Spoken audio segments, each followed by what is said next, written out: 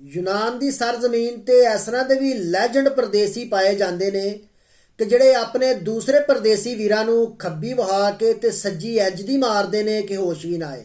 ਇਹ ਮੇਰਾ ਵੀਡੀਓ ਪੈਗਾਮ ਉਹਨਾਂ ਚਿੱਕੜ ਚੌਧਰੀਆਂ ਵਾਸਤੇ ਵੇ ਤੇ ਉਹਨਾਂ ਲੈਜੈਂਡ ਪਰਦੇਸੀਆਂ ਵਾਸਤੇ ਵੇ ਕਿ ਜਿਹੜੇ ਕਿਸੇ ਵੀ ਘਰ ਦੇ ਵਿੱਚ 5 ਬੰਦੇ ਜਾਂ 4 ਬੰਦੇ ਜਾਂ ਇਸ ਤੋਂ ਮਜ਼ੀਦ ਜ਼ਿਆਦਾ ਬੰਦੇ ਰਹਿੰਦੇ ਨੇ, ਲੇਕਿਨ ਘਰ ਦੇ ਕੰਟਰੈਕਟ ਦੇ ਵਿੱਚ ਸਿਰਫ 2 ਚਿੱਕੜ ਚੌਧਰੀ ਜਿਹੜੇ ਨੇ ਉਹਨਾਂ ਦਾ ਹੀ ਨਾਂ ਹੁੰਦਾ ਹੈ ਤੇ ਦੂਸਰੇ ਜਿਹੜੇ 2-4 ਅਫਰਾਦ ਹੁੰਦੇ ਨੇ ਉਹਨਾਂ ਦਾ ਕੋਈ ਵੀ ਕੰਟਰੈਕਟ ਯਾਨੀ ਸਮੂਲੀਓ 'ਚ ਨਾਮ ਹੀ ਨਹੀਂ ਲਿਖਵਾਉਂਦੇ।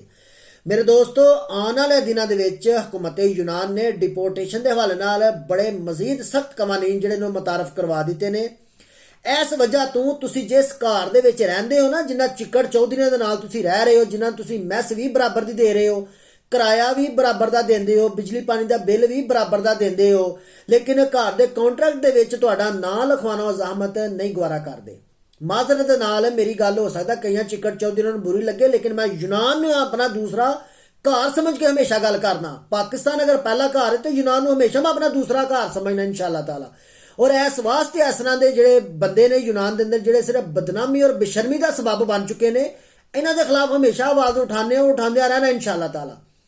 और मेरे वो वीर भरा जोड़े किसी भी घर के इन्होंने चिक्कड़ चौधरी नाल रहिंदे हो ना पे, इन्होंने कहो भाई जी समूलीयत में साडा नाम लिखवाओ, क्योंकि हुकूमत यूनान ने लीगल स्टेटस ना होने के बायस जिन्हों का फर्ज करो किसी भी पेपर कोई भी लीगल डॉक्यूमेंट्स है ही नहीं तुहाडे कोल, उन्होंने भी पुलिस गिरफ्तार करने तो बाद थाने बंद करेगी और बहुत ज़्यादा कभी अंदेशा कि डिपोर्ट किया जाए, क्योंकि डिपोर्टेशन के हवाले नाल हुकूमत यूनान पब्बां भार होई पई जे। ਇਹ ਤੁਸੀਂ ਸਾਰੇ बखूबी जानते हो। ਤੁਸੀਂ जानते हो कि जो 3 साल का कानून पास होना ही तो नैशनल असैम्बली च बिल पेश किया गया, लेकिन जो बंद किया गया तो कोई बिल भी नहीं पेश किया गया कि इस कानून असीं बंद करन लगे हाँ। उन्होंने बस एक दिन ही प्रैस रिलीज जारी कर दी और एक बयान ही जारी किया कि बस जी 3 साल का कानून स्टॉप है हुण। इस वजह तो मेरे दोस्तों तुहानूं आगाह करना चाहना वा कि तुसी समूलीयत विच अपना नाम लिखवाओ कम से कम। अगर अल्लाह ना करे कोई भी तुहाडे नाल हैपन हुंदा तो तुहाडा चलो समूलीयत च ना है, तुहाडा वकील कोई भी सिस्टम करके किसी भी तरीके नाल तुहानूं बाहर कढवा सके। फर्ज करो तुसी यूनान दे विच 5 साल 7 साल या 10 साल चों मुकीम हो और तुहाडा किसी एक कॉन्ट्रैक्ट दे विच ना ही नहीं है, किसी समूलीयत तुहाडा ना ही नहीं है। ਜਦੋਂ तुसां पेपर अप्लाई करने हुंदे ने किसी कोलों भी पेफतन दिलों सी लै के तो पैराफेरी नूं तुसीं पेपर भेज दिंदे हो और तुहानूं पेपर मिल जांदे ने। और वो जिहड़े चिक्कड़ चौधरी बैठे ने तुहाडे ते मसलत होए ने अपने सिरां तो पहलां लाओ फिर अगले काम ने।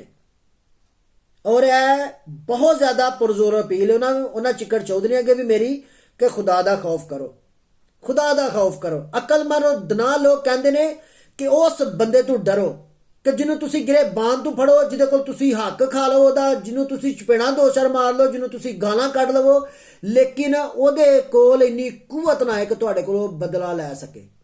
इस तरह के बंदे को सिर्फ पूरी दुनिया तो डरो।